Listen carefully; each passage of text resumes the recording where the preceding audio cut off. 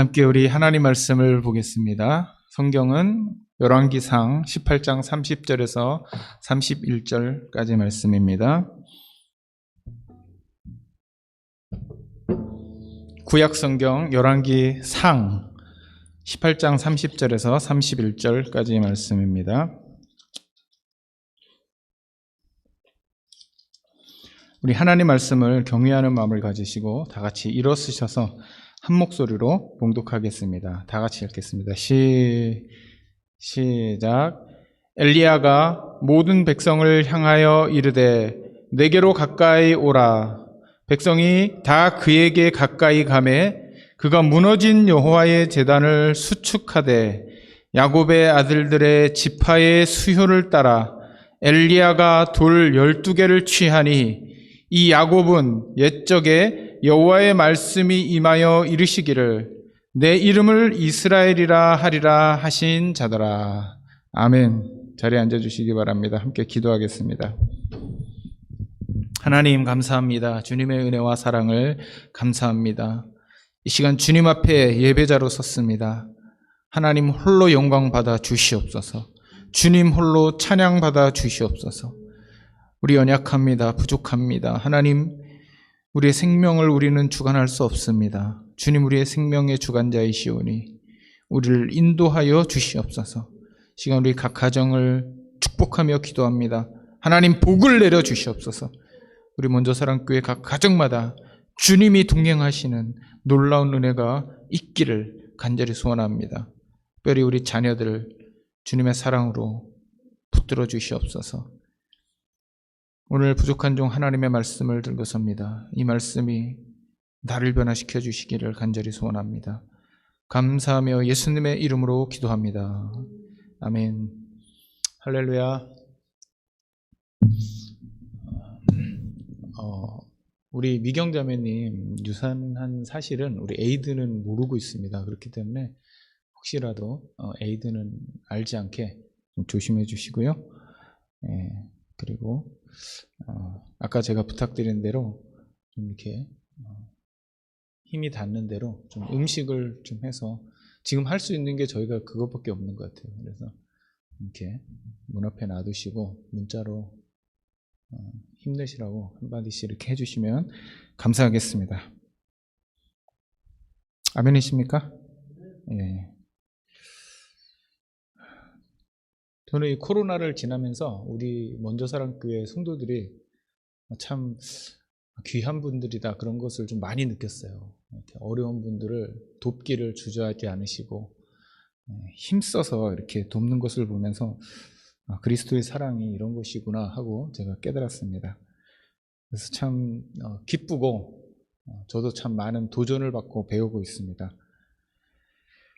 오늘 말씀을 우리가 함께 나누길 원합니다. 우리가 이제 왕국시대 통일왕국, 그렇죠? 사울과 다윗과 솔로몬 이 세 왕을 지나면서 통일왕국으로 지나고 있었어요. 지금 역사가 쭉 이렇게 머릿속에 쫙 펼쳐지십니까?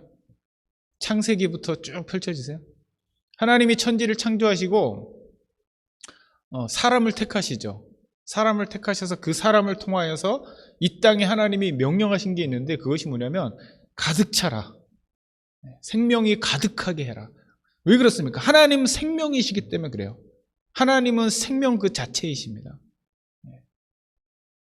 그래서 생명이 가득하게 하나님께서 하도록 명령을 하셨는데 우리 인간이 실패하죠. 그 일을 실패합니다. 그래서 하나님께서 다시 아브라함을 택하셔서 그 일을 이루시기 위하여서 아브라함을 택하십니다. 이제 족장이죠.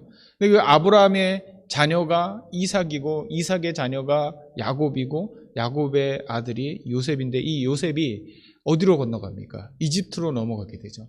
그 이집트에서 430년 동안 종살이를 하다가 모세라는 사람을 통하여서 하나님께서 이 이스라엘 백성을 이집트로부터 광야로 끄집어내시죠. 이집트는 그 당시에 가장 강대하고 호화스러운 문명을 가지고 있었던 나라였어요. 그럼 우리가 보통 도시에 살고 싶습니까? 아니면은 아무 풀 한 풀 자라지 않는 사막에 살고 싶습니까? 모든 편의 시설이 다 갖춰지고 가까운 데 병원도 있고 뭐 상점도 있는 그런 곳에 살고 싶잖아요. 근데 하나님께서는 이스라엘 백성을 끄집어 내셔갖고 어디로 보내셨냐면 광야로 보내셨다라는 거예요. 광야 시대가 펼쳐진 것이죠. 광야에서 이들이 하나님을 경험하는 거예요. 문명 세계에서 경험할 수 없었던 그 하나님을 광야에서 경험한 것입니다. 그리고 나서 이스라엘 백성이 40년 동안 광야를 헤매고 다니다가 어디로 들어갑니까? 가나안 땅으로 들어가게 되죠. 가나안 땅에서 하나님이 통치하시는 그 통치하심 가운데 이들이 살았어요. 그때를 우리가 사사시대라고 합니다. 어려움이 닥칠 때마다 하나님께서 사사를 들어 쓰셔갖고 그 사람을 통해서 하나님께서 이스라엘 백성을 직접 통치하셨습니다. 그런데 이스라엘 백성이 가만히 보니까 옆에 민족을 보니까 옆에 민족은 왕이 있어요. 왕이 막 자기들을 다스리니까 좋은 것 같아요. 그래서 하나님 앞에 왕을 달라고 부르짖기 시작하죠. 그래서 하나님이 주신 첫 번째 왕이 사울인데 이 사울이 보기 좋게 실패하죠. 두 번째 왕이 다윗인데 다윗은 그나마 선방했어요. 그나마 선방했습니다. 하나님께서 그래도 다윗을 가장 마음에 들어 하셨죠. 우리 김대벽 수사님 이름이 다윗인데 하나님이 가장 사랑하는 사람 중에 한 명이 다윗입니다. 그리고 그 다윗의 그러니까 대를 이어서 누가 왕이 됩니까? 지난주에 우리가 나눴던 것처럼 솔로몬이 왕이 되죠. 지혜의 왕. 지혜라고 하면 솔로몬이 딱 떠오르죠. 근데 어떻게 했습니까? 솔로몬이 잘했습니까? 실패했습니까? 실패했죠. 왜 실패했습니까? 제가 왜 실패했다고 지난주에 말씀드렸습니까? 사람을 사랑했어요. 우상숭배. 사람을 사랑했기 때문에 그 자기의 부인이 사랑하는 그 신에게 자기도 같이 예배를 드린 거예요. 문화적인 차이를 하나님께서 아셨기 때문에 통혼하지 말라고 분명히 말씀하셨는데도 이 솔로몬이 하나님을 사랑하기보다 누구를 더 사랑한 거예요? 여인을 더 사랑한 것입니다. 사람을 사랑한 거예요. 그래서 이 솔로몬이 죽고 그 후세가 누구냐면 그 아들이 누구냐면 르호보암입니다. 르호보암이 아들이 됐어요. 그 르호보암이 아들이 됐으니까 이제 통치를 해야 되는데 르호보암 초기까지는 통일된 왕국이었죠. 우리나라가 남북으로 갈려갖고 지금 북한과 남한이 있는 것처럼 이렇게 나눠진 상태가 아니라 예전에 조선시대 한나라 그런 하나의 국가로 있을 때에 르호보암이 왕이 된 거예요. 근데 이제 이스라엘이라는 나라는 몇 개의 부족이 연합해서 된 나라입니까? 12개의 부족이 연합했잖아요. 그런데 이 12개의 부족 장로들이 이 르호보암을 찾아간 겁니다. 찾아가서 뭐 했을까요? 그 르호보암 왕에게 왕이시여, 우리가 당신의 아버지인 솔로몬이 왕으로 있을 때 잘 아시지 않습니까? 뭐 했습니까? 왕궁 건축하고 성전 건축하느라고 우리가 세금도 많이 내고 부역도 많이 했습니다. 자, 이제 왕은 어떻게 하실 건지 우리에게 말씀해 주십시오. 여기 르호보암에게 물어본 거예요. 왕은 우리를 어떻게 다스리시겠습니까? 우리 솔로몬처럼 우리를 힘들게 하겠습니까? 아니면 조금 풀어주시겠습니까? 세금도 좀 감면해주고 부역도 좀 감면해주겠습니까? 이렇게 질문을 했어요. 그러니까 르호보암이 뭐라 그랬을까요? 잠깐 한 3일만 기다리시오. 내가 이 신하들하고 상의를 해보고 답을 드리겠소. 그리고 이제 누굴 먼저 찾아갔냐면 솔로몬과 같이 이 왕정을 이끌었던 그 신하들, 나이 많은 신하들을 찾아갔어요. 그래갖고 이제 질문을 합니다. 이러이러해서 저차 하는데 어떻게 하면 좋겠습니까? 그러니까 이 나이 많은 신하들이 뭐라 그랬을까요? 그 사람들의 요구를 들어주십시오. 저 사람들 너무 고생했습니다. 좀 편하게 이제 좀 풀어줘야 할 때입니다. 하고 얘기를 했어요.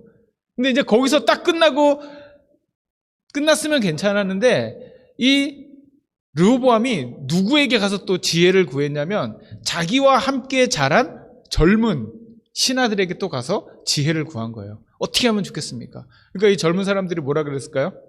왕이시여, 저들을 그냥 풀어주면 아주 버릇이 없어집니다. 더 아주 심하게 억압해서 더 부역을 많이 시키고 세금도 더 많이 걷어야 돼요. 더 강압적으로 하십시다. 자, 이제 두 개의 의견이 나왔잖아요. 그렇죠? 두 가지 의견이 나왔습니다. 자, 여러분 누구의 의견을 따르시겠습니까? 나이 많은 사람들의 의견을 따르시겠어요? 아니면 젊은 사람들의 의견을 따르시겠어요? 네. 제가 지난주에 이제 지혜가 판단력이라고 그렇게 말씀을 드렸잖아요. 이 르호보암이 지혜가 부족했던 것 같아요. 누구의 판단을 따랐습니까? 젊은 사람들의 판단을 따른 거예요. 그래서 이 장로들에게 가서 얘기합니다. 내 아버지보다 내가 훨씬 더 당신을 가혹하게 다스릴 거니까 각오하시오 하고 얘기를 하니까 이 장로들이 어떻게 했습니까? 그럼 우리가 왜 당신 밑에서 힘들게 살아야 합니까? 우리가 따로 독립하겠소 하고 10개의 지파가 여로보암이라는 이 솔로몬의 신하를 왕으로 세워서 반란을 일으켰어요. 그러니까 10개는 북쪽에 있는 10개 지파는 여로보암이 다스리는 북왕국 이스라엘이 되고 나머지 2개의 지파 유다와 베냐민 여기는 르호보암이 다스리는 남왕국이 된 거예요. 자, 누구의 잘못 때문에 지금 이 왕국이 나눠진 것입니까? 솔로몬의 잘못 때문에 나눠진 거예요. 솔로몬이 뭘 했기 때문에? 우상을 숭배했기 때문에. 솔로몬이 우상을 숭배하니까 하나님께서 그 벌로 이 나라가 나눠지게 한 거예요. 후반부에 또 나오겠지만 우리는 어떤 어려움이 생기면 하나님 탓이라고 생각할 때가 있어요. 근데 그 원인은 우리의 죄악 때문에 일어날 때가 많습니다. 여로보암이 10개의 지파를 가지고 북왕국 이스라엘을 세웠습니다. 지금 여로보암이 10개의 부족을 데리고 국가를 세울 수 있었던 이유가 뭐예요? 솔로몬이 우상 숭배를 했기 때문에 하나님께서 이 여로보암에게 기회를 주신 것이죠. 자, 너는 좀 나의 뜻대로 잘 다스려봐라 하고 기회를 주셨는데 여로보암이 어떻게 했을까요? 여로보암이 왕권을 딱 잡고 이제 백성을 통치하려고 보니까 여로보암이 가지고 있는 땅을 경계선을 딱 나눠보니까 예루살렘이 유다 왕국에 가 있잖아요. 근데 성전이 어디에 있습니까? 예루살렘에 있는 거예요. 그러니까 여로보암이 덜컥 마음에 불안한 마음이 생기는 거예요. 사람들이 예배하기 위해서 성전으로 갈 텐데 그러면 왔다 갔다 하면서 마음을 르호보암에게 뺏기면 어떻게 하지? 그래서 이 사람들을 묶어놓을 수 있는 뭔가를 만들어야겠다. 그래갖고 뭘 했습니까? 단은 이제 이스라엘 북쪽에 있는 도시 이름이고 베델은 예루살렘에서 조금 더 북쪽으로 올라가는 곳에 있어요. 그러니까 북왕국 이스라엘로 따지면 북쪽 끝과 남쪽 끝에다가 제단을 세웁니다. 단과 베델에 제단을 세우고 거기다가 사람들이 우상 숭배를 하게 만든 거예요. 지금 하나님께서 이 10개 지파를 따로 빼갖고 여로보암에게 왕국을 주신 이유는 뭐냐면 우상 숭배를 했기 때문에 그렇게 하신 건데 여로보암이 우상 숭배를 또 하는 거예요. 어떻게 됐겠습니까? 하나님께서 좋아하셨겠어요? 아니면 싫어하셨겠어요? 당연히 싫어하셨겠죠. 그래서 여로보암은 그 이후로 왕들이 잘못할 때마다 잘못된 왕의 대명사가 됩니다. 여로보암처럼 행했던 악한 왕이다. 이렇게 전부 다 사람들이 평가하기 시작했어요. 반대로 어떤 왕이 잘 다스리면 그 사람은 전부 다 다윗처럼, 하나님을 사랑했던 다윗, 하나님을 사랑한 왕은 다윗처럼 하나님을 사랑했다라고 표현하고 하나님을 반대하고 우상을 숭배했던 왕들은 전부 다 여로보암처럼 하나님을 배신했다라고 표현을 하기 시작한 것입니다. 자, 그렇게 시간이 흘러서 2개의 나라가 이제 한 개는 다윗 혈통의 그 자손들이 나라를 다스리는 남왕국 유다가 생기고요. 그 다음에 북왕국에는 누가 다스리기 시작합니까? 여로보암의 후손이 다스리다가 이 북왕국에는 왕조가 계속 바뀝니다. 우리나라 동양은 어떻게 됩니까? 왕이 바뀌면, 왕조가 바뀌면 나라가 바뀌죠. 예를 들어서 우리가 고려시대의 왕은 성이 무슨 씨입니까? 왕씨잖아요, 왕씨.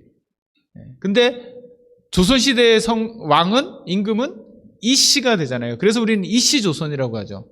근데 서양은 그렇지 않아요. 서양은 나라 이름은 그대로 둡니다. 근데 그 안에서 왕조가 바뀌어요. 그래서 뭐 오므리 왕조, 무슨 왕조 이렇게 이름이 바뀌어요. 그 중에 한 명이었던 이 오므리 왕조에 한 임금 왕이 나타납니다. 이 왕의 이름이 아합이에요. 아합. 아합이라는 왕이 성경에 굉장히 많은 분량을 표현해서 이 왕에 대해서 설명하고 있습니다. 이 아합이라는 왕은 역사, 그러니까 북왕국과 남왕국의 역사를 통틀어서 가장 우상숭배를 열심히 했던 왕입니다. 가장 우상숭배를 열심히 했던 왕이에요. 놀랍게도 이 아합이 통치하던 북왕국은 역사적으로 가장 부강한 나라가 됐어요. 돈이 가장 많았습니다. 군사력도 셌어요. 그런데 영적으로는 가장 타락한 그런 시기였습니다. 아합 왕 시기에, 영적으로 가장 타락한 이 시기에 아주 유명한 선지자가 나타나죠. 누굽니까? 선지자의 대명사 누굽니까? 엘리야. 엘리야. 아합 왕이 자기의 부인 이세벨이 데리고 온 신이 있었습니다. 그 신이 무슨 신이냐면 바알 신이었어요. 또 무슨 신을 데리고 왔냐면 아세라 신을 데리고 왔어요. 이 바알과 아세라는 부부관계입니다.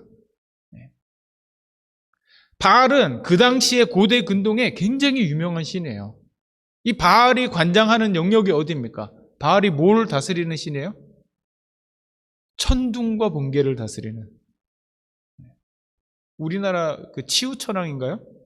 치우천왕도 치우니까 비를 다스리는 그 신인가요? 이 치우천왕이? 비를 다스리는 신이 굉장히 중요한 것입니다. 왜 그렇습니까? 농사를 지면 뭐가 필요해요? 비가 와야 되잖아요. 비가 안 오면 농사를 질 수가 없잖아요.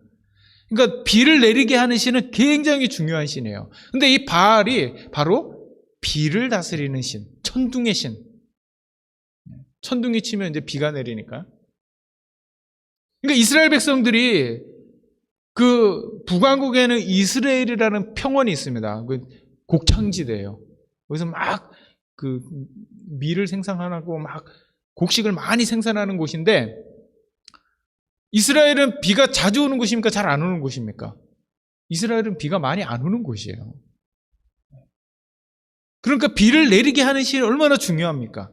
풍요와 관련되어 있는 신이에요. 내가 잘 살기 위해서는 누가 필요해요? 바알이 필요한 것입니다. 내가 잘 먹고 잘 살기 위해서는 이 바알이 필요한데, 바알 신을 하나님, 그러니까 나의 주라고 고백하면서 이 이스라엘 사람들이 음란하게 섬기기 시작한 것입니다. 아세라와 바알을 섬기기 시작했어요. 그래서 아합 왕 때 이 바알을 섬기는 제사장이 몇 명이었냐면 궁중에 있는 사람만 450명이었습니다. 450명의 제사장이 있었고, 아세라 부인이죠. 바알의 부인인 아세라를 섬기는 제사장이 400명이 있었어요. 자, 하나님께서 이 엘리야를 이 당시에 들어 쓰셔갖고 북왕국에 아주 중요한 메시지를 선포합니다. 설교를 한 것이죠. 뭐라고 설교했냐면, 여러분, 이제 이곳에 비가 오지 않을 것입니다. 가뭄이 찾아올 겁니다. 이렇게 설교를 한 거예요, 엘리야가. 지금 이스라엘 백성이 누구를 믿고 있어요? 비의 신인 바알을 믿고 있잖아요. 비를 내려주는 신이 바알인데, 하나님의 선지자가 가서 이제 비가 오지 않을 겁니다, 이렇게 선포한 거예요. 그리고 도망가 버렸습니다, 엘리야가. 그릭 시냇가로 도망을 갔어요. 근데 엘리야가 선포한 그날부터 비가 오지 않는 거예요, 이스라엘에. 농사를 지을 수가 없죠. 엘리야가 그릭 시냇가에서 숨어서 지내는데 이 그릭 시냇가에 물을 마시고 까마귀가 먹을 걸 날려다 줬어요. 근데 이 그릭 시냇가가 다 말라버린 겁니다. 이제 비가 오지 않으니까. 그래서 어디로 갑니까? 사르밧이라는 동네로 가요. 사르밧으로 가니까 거기도 가뭄이 있어요. 사람들이 다 굶고 있어요. 근데 과부가 있었습니다. 이 사르밧에 과부가 있었는데 이 과부가 아들과 둘이 살고 있었어요. 근데 가루통에 가루와 기름통에 기름이 있는데 이것을 한 끼만 딱 해먹으면 이제 끝나는 거예요. 먹을 게 더 이상 없어. 그래서 이제 그것을 해먹고 죽으려고 아들과 함께 죽으려고 나뭇가지를 줍고 있는데 누가 나타납니까? 이 디셉 사람 엘리야가 딱 나타나는 것입니다. 그래서 뭐라 그럽니까? 과부에게 지금 네가 지금 해먹으려고 하는 그 가루와 기름을 가지고 나를 위해서 떡을 만들라. 굉장히 나쁜 선지자죠, 그렇죠? 아니 지금 이 사람들 굶어 죽게 생겨갖고 이거 먹고 지금 죽으려고 하는데 엘리야가 뭐라 그러냐면 야 그건 너가 먹지 말고 나를 위해서 먼저 빵을 만들어라. 근데 이 과부가 어떻게 합니까? 야 이런 미친 선지자가 있나 그리고 욕한 게 아니고 이 엘리야를 위해서 빵을 만들어 준 거예요. 그래서 어떻게 됩니까? 과부가 이 가뭄이 끝날 때까지 그 가루통에 가루가 끊이지 않고 나오고 기름통에 기름이 끊이지 않고 나왔습니다. 그래서 우리가 기도할 때마다 이 사르밧 과부의 축복을 막 목사님들이 많이 말씀하시죠.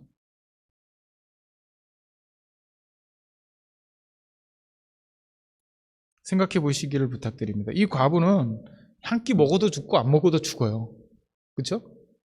이거 먹으면 끝나기 때문에 그냥 한 끼 배불리 먹고 그냥 그 다음에는 먹을 게 없는 거예요.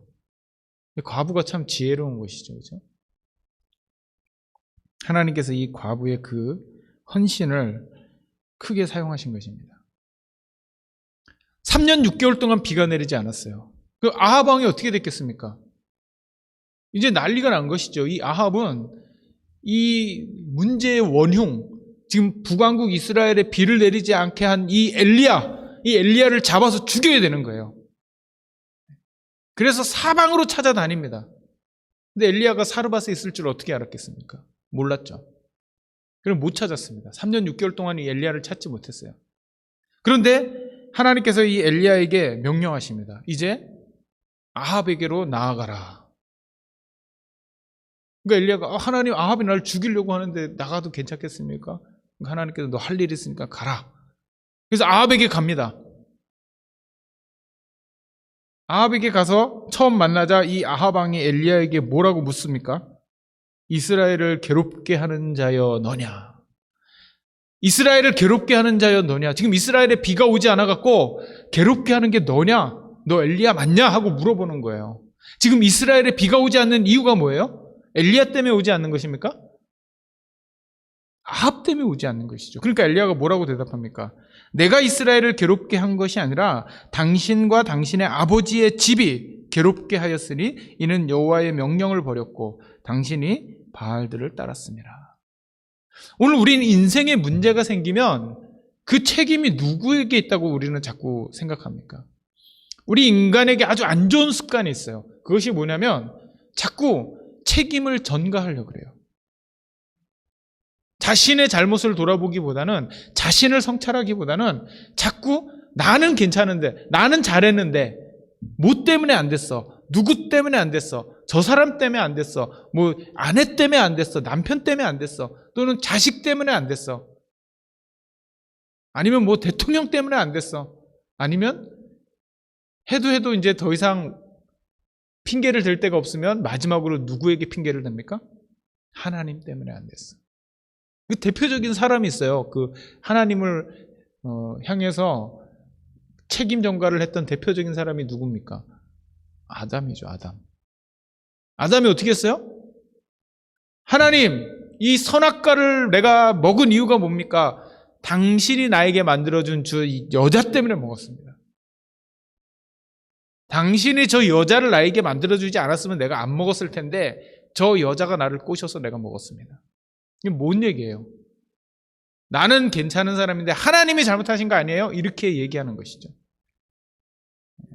오늘날 우리 인간이 이 아담과 똑같은 DNA를 가지고 있어요. 나는 좀 열심히 살아보려고 했는데 하나님 나를 이렇게 힘들게 하시는 거 아닙니까?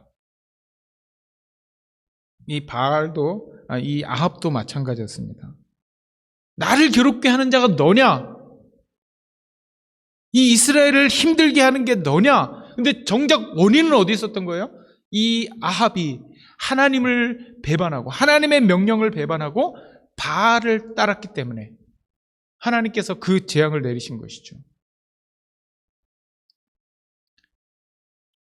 엘리야가 이 이스라엘에 돌아와서 이제 뭘 했겠습니까? 영적인 대결을 시작합니다. 누구와 영적인 대결을 시작했냐면 이 바알과 아세라의 선지자들과 영적인 대결을 시작한 거예요. 지금 이스라엘 백성들은 혼란스러운 상태에 있습니다. 그렇죠? 누가 진짜 하나님이냐? 누가 진짜 하나님이냐? 이 혼란스러운 상태에 있어요. 그래서 전부 다 그 사이에서 머뭇머뭇거리고 있는 거예요. 사람들이. 바알이 진짜 우리 하나님인가? 아니면 야훼 하나님이 우리 하나님인가? 머뭇머뭇거리고 있을 때에 이 엘리야가 사람들을 어디로 끌고 모으냐면 갈멜산으로 끌고 모읍니다.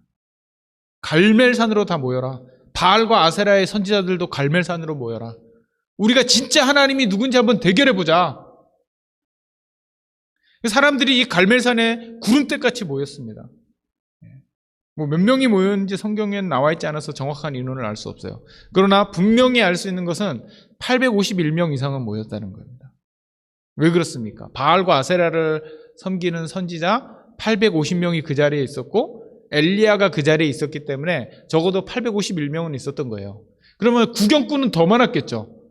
구경하는 사람은 더 많았을 거예요. 아마 이스라엘 백성들이 빽빽히 그 산에 모여 있었을 것입니다. 그 산에서 엘리야가 이 사람들에게 요구합니다. 바알이 진짜 하나님이냐 아니면 우리가 믿는 야훼 하나님이 진짜 하나님이냐? 너희가 어느 때까지 그 사이에서 왔다 갔다 할 거냐? 결단해라. 믿음은 결단이죠, 여러분. 믿음은 결단이에요. 우리는 믿음을 무슨 마음속에서 막 솟아나오는 어떤 감정이라고 생각하는데 그렇지 않습니다. 믿음은 우리가 결단하는 거예요. 내가 하나님 편에 설 건지 아니면 바알 편에 설 건지.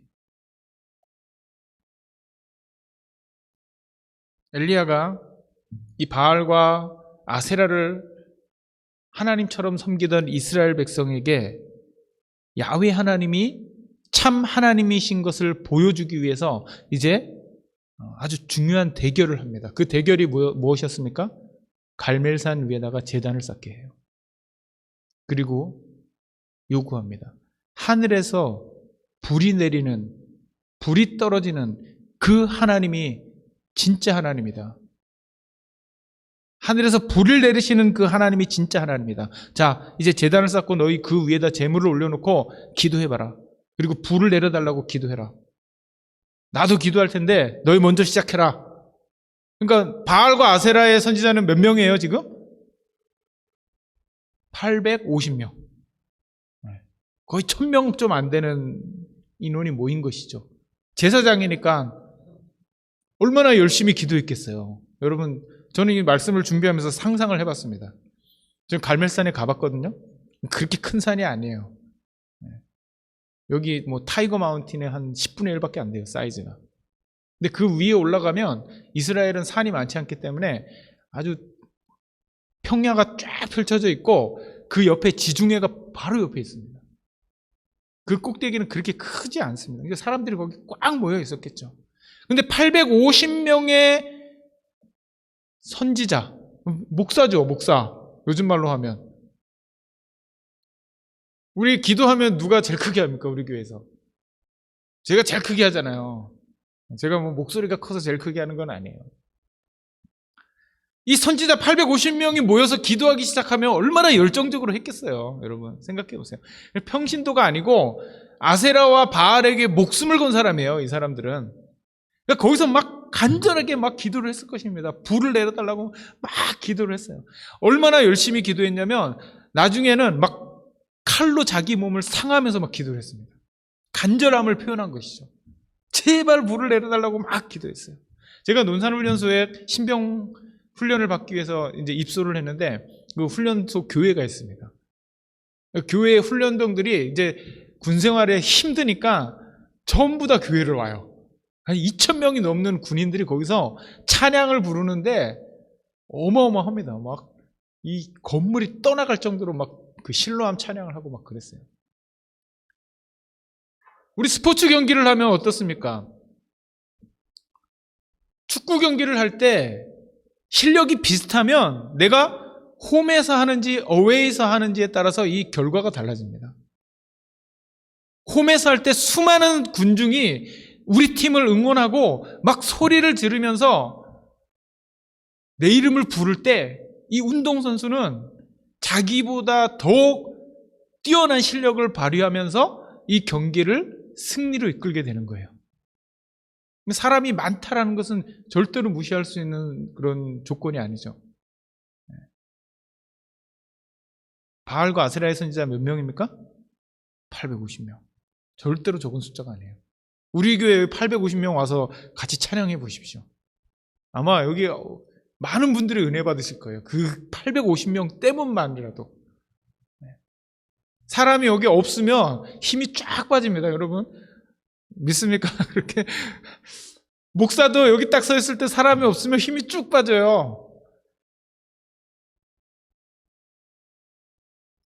850명이 모여서 막 바알과 아세라를 부르면서 어떤 사람은 눈물을 흘렸을 것이고 어떤 사람은 자기 몸을 칼로 막 상하면서 불을 내려달라고 하루 종일 기도했는데 저녁이 됐는데도 불이 내려오지 않는 것입니다.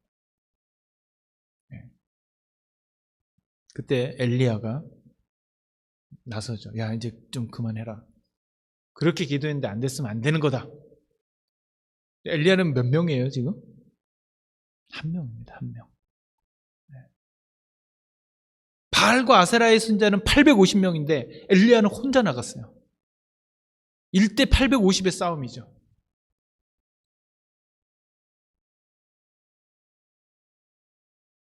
엘리야가 제일 먼저 뭐 했겠습니까? 기도하기 전에. 지금 수많은 사람들이 자기를 주목해서 보고 있어요. 어떻게 싸울 것인가? 이 영적인 대결을 어떻게 이끌 것인가? 엘리야가 뭐 했겠습니까? 갑자기 일어나서 막 신들린 것처럼 막 방방 뛰면서 막 기도했겠어요? 뭐 했겠습니까? 자기의 목소리에 한 10배 되는 소리를 막 고함을 지르면서 하나님을 불렀겠습니까? 어떻게 했겠어요, 엘리야가? 오늘 읽은 우리 본문의 말씀에 엘리야가 무엇을 했는지 잘 나와 있습니다. 엘리야가 모든 백성을 향하여 이르되 내게로 가까이 오라. 백성이 다 그에게 가까이 가매 뭐 했습니까? 그가 무너진 여호와의 제단을 수축하되 무너진 여호와의 제단을 수축하되 야곱의 아들들의 지파의 수요를 따라 엘리야가 돌 12개를 취하니. 엘리야가 한 것은 가장 먼저 한 것이 무엇입니까? 하나님의 무너진 제단을 수축했다라는 것. 무엇을 의미하는 것입니까? 첫 번째, 제단이 무너졌다는 거예요. 제단이 무너졌다는 게 뭘 의미하는 겁니까? 그냥 돌 쌓아놓은 그 단이 허물어져서 망가졌다는 걸 의미하는 거예요? 왜 망가졌겠습니까? 사람들이 거기서 더 이상 예배하지 않았던 것입니다. 이스라엘 백성들이 더 이상 하나님께 예배하지 않았기 때문에 그 제단을 그 누구도 돌보지 않는 거예요. 여러분, 한국의 무덤, 버려진 무덤 어떻게 됩니까? 그 봉에 다 무너져 있잖아요. 왜 그렇습니까? 그 누구도 가서 그 무덤을 돌보지 않는 거예요. 하나님의 제단이 무너졌다라는 것은 뭐냐면 그 누구도 하나님께 와서 예배하지 않기 때문에, 아무도 그곳에 예배하지 않았기 때문에 그 제단이 무너져 버린 거예요. 엘리야가 제일 먼저 한 게 무엇입니까? 그 무너진 것을 수축한 거예요. 다시 회복시킨 것입니다.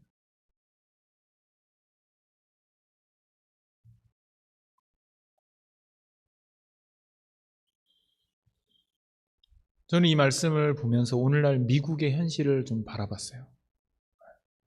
제가 그러니까 신앙생활을 오래 하시면 50년 이상 하신 미국 분들과 대화할 기회가 있었습니다.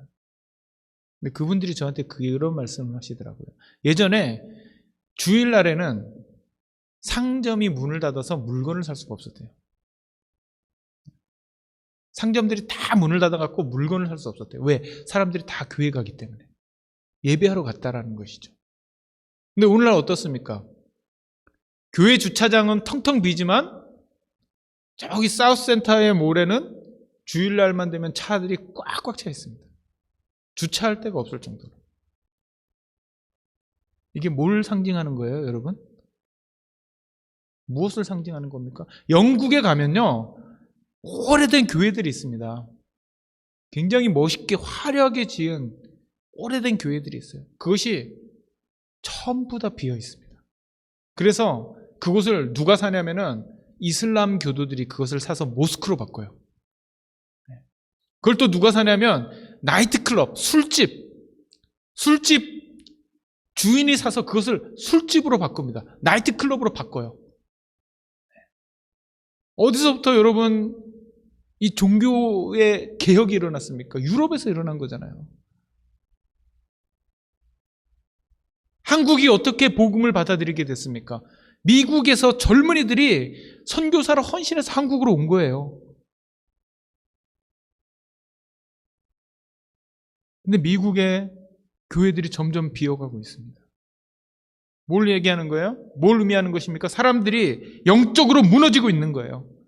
영적으로 무너져서 제단이 허물어져 버린 거예요. 엘리야가 뭘 했습니까?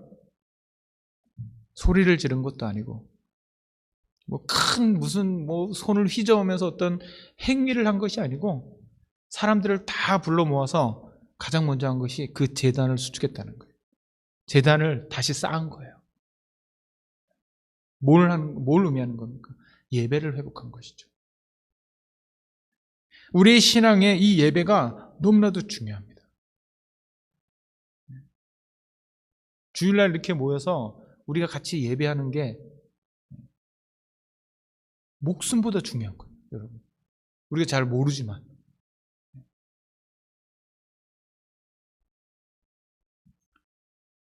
엘리야가 영적인 싸움을 시작하기 전에 가장 먼저 한 것은 이 제단을 수축한 것입니다. 그 이후에 무엇을 합니까? 하나님 앞에 기도하기 시작하죠. 불을 내려주시옵소서.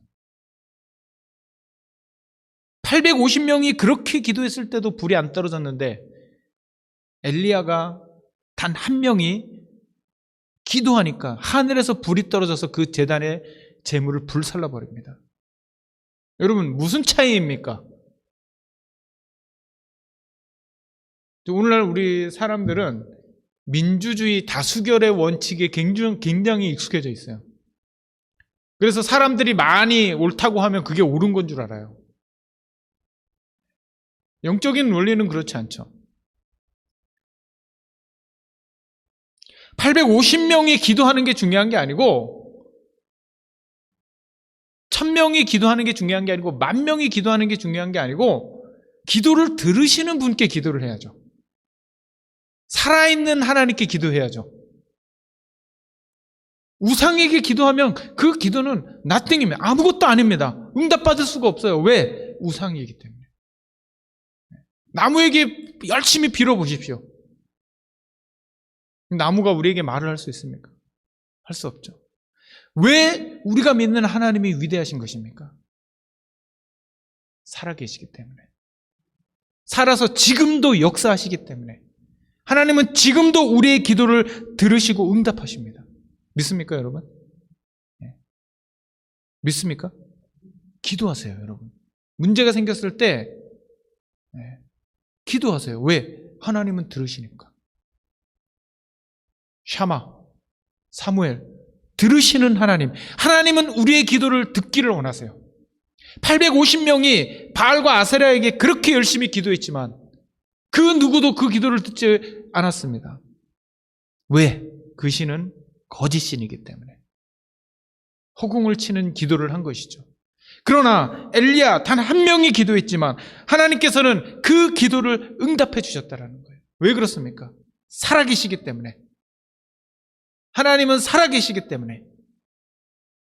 지금도 역사하시기 때문에.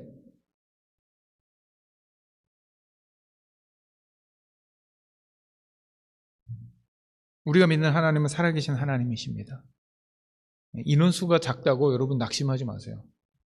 우리가 이깁니다. 왜 이깁니까? 살아있기 때문에.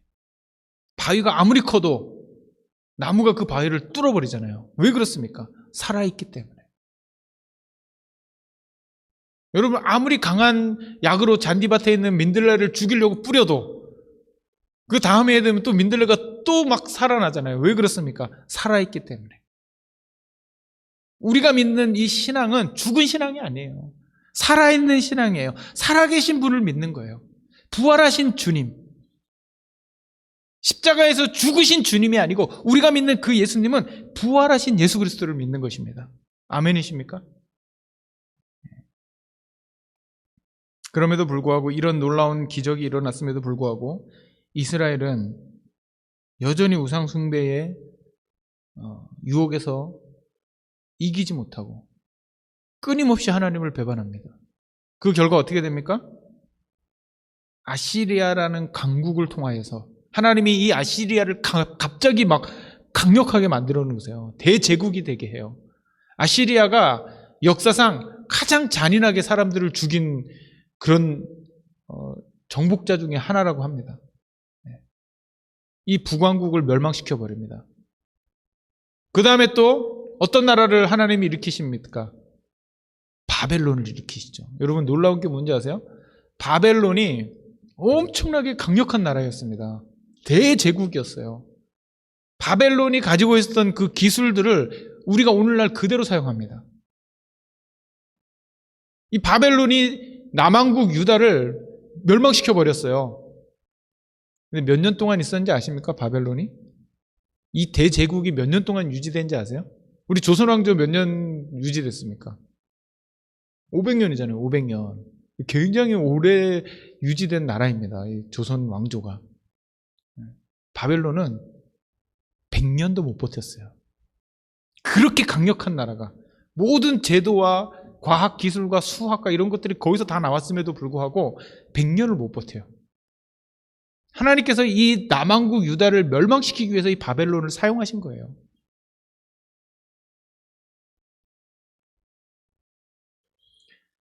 북왕국 이스라엘과 남왕국 유다는 멸망합니다. 그러면서 성전도 무너져 버리고 성전에 있었던 모든 기구들이 전부 바벨론으로 다 옮겨가게 되죠. 멸망의 원인이 무엇입니까, 여러분? 우상숭배. 우상숭배. 하나님께 예배하지 않는.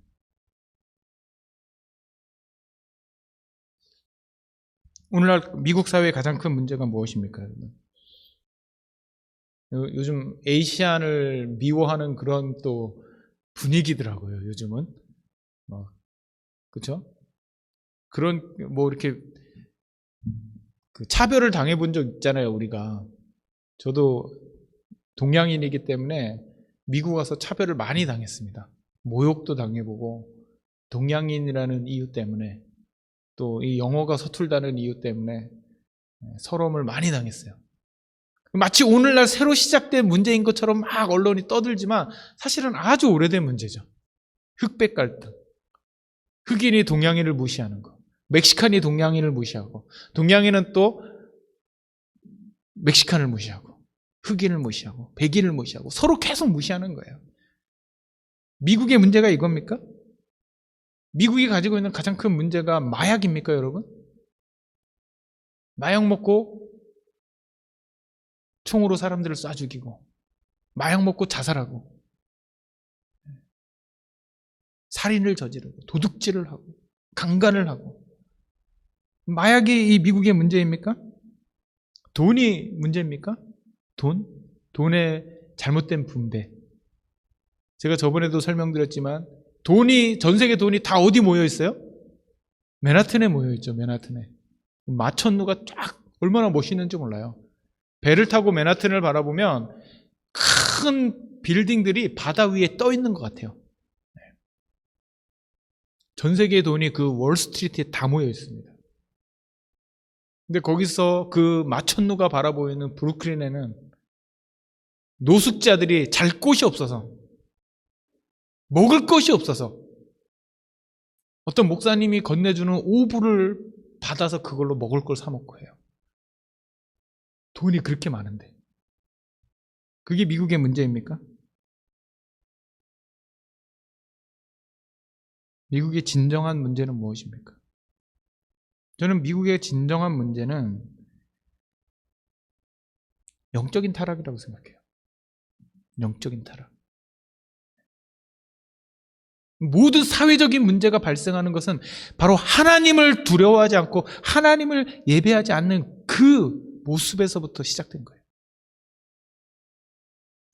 북왕국 이스라엘과 별반 다르지 않습니다. 오늘도 하나님께서는 이 미국 땅에 엘리야를 찾고 계세요. 이 무너진 영적인 재단을 다시 수축할 수 있는 엘리야를 찾고 계십니다. 그 일에 하나님께서 저를 부르셨다고 저는 확신합니다. 그 일에 하나님께서 지금도 여러분들을 부르고 계신다라고 저는 확신해요. 이 세상이 아무리 강력해 보여도, 돈이 아무리 세 보여도, 이 세상의 문화가 우리를 아무리 짓누르려고 한다 할지라도 살아계신 하나님 앞에서 이길 수는 없습니다.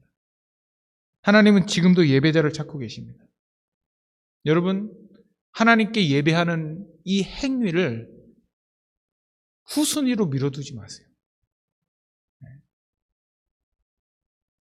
그것이 바로 이 예배가 무너진 것을 증거하는 것입니다. 하나님께 예배하는 것은 1순위입니다, 여러분. 목숨을 걸고 지켜야 될 일이에요. 저도 마찬가지입니다. 저도 날마다 싸워요. 주일날 나와서 하는 이 예배뿐만이 아니고 우리의 삶 속에서도 우리가 하나님을 예배하지 못하게 방해하는 수많은 요소들이 우리를 향해서 메시지를 던집니다. 예배하지 말라고. 예배할 필요 없다고. 그러나 우리가 예배해야 될 이유는 단 한 가지밖에 없어요. 여러분 잘 아시죠? 우리가 예배하지 않아도 돼야 될 이유가 얼마나 많습니까? 수천 수만 가지를 만들 수 있어요. 예배하지 않아도 되는 이유를. 사탄은 그것을 노리는 것입니다. 우리가 하나님께 예배하지 못하도록 우리를 유혹합니다. 예배하려면 여러분 귀찮습니다. 힘듭니다. 수고해야 돼요. 예배하기 위해서. 자기를 희생해야 돼요. 그렇기 때문에 우리가 마음을 조금만 놓으면 얼마든지 예배하지 않을 수 있어요.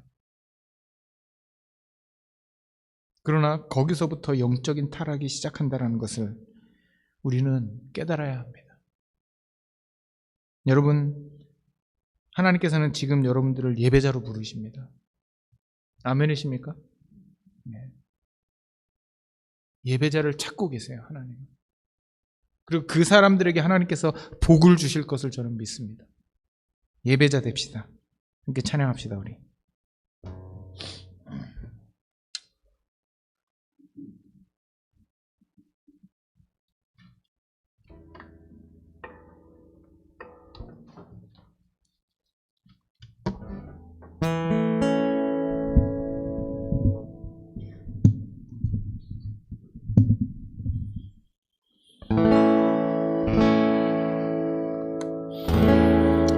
아무도 예배하지 않는 그곳에서 주를 예배하리라. 아무도 찬양하지 않는 그곳에서 나 주를 찬양하리라.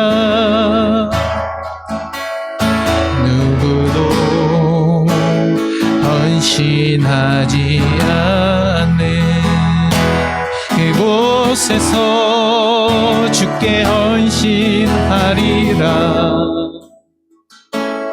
누구도 증거하지 않는 그곳에서 나 주를 증거하리라.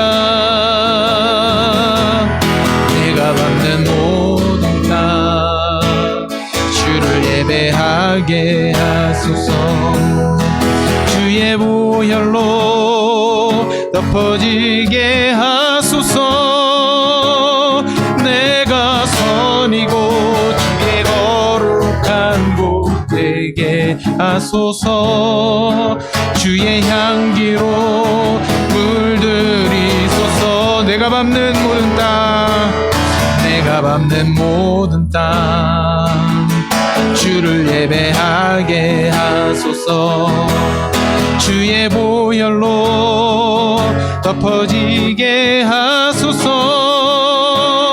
내가 선이고 주의 거룩한 곳 되게 하소서.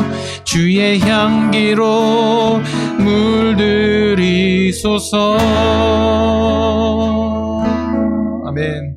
기도합시다. 이제는 우리 주 예수 그리스도의 놀라우신 은혜와 아버지 하나님의 극진하신 사랑과 성령님의 내주 교통하심이 이 시간에 주님께 예배하기를 힘쓰는 우리 먼저 사랑교회 모든 지체들 가운데 이제부터 영원토록 함께 하시기를 간절히 축원하옵나이다. 아멘.